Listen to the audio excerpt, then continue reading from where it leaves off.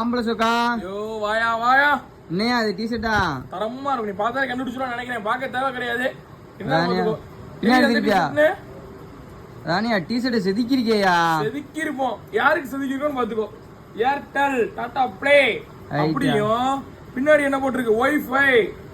Wifi TV expert and Aqua RO water purified service. அவங்களுக்கு செதுக்கி இருக்கு. அதாவது டி-ஷர்ட் என்ன ஹைலைட்னா, நீ இந்த எல்லா இடத்துலயும் ரோடு தான் போடுவாங்க. ராணியா அந்த மாதிரி மாடல பார்த்ததே இல்லையா? மாட்டாங்க. ரோட்ல ரோடு தான் போடுவாங்க. அந்த ரோடுக்கு மேல கோடு போடுறாலும் நம்ம தான்.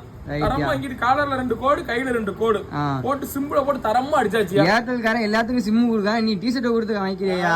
எங்க போகுது? ஹெட் ஆஃபீஸ் போகுது.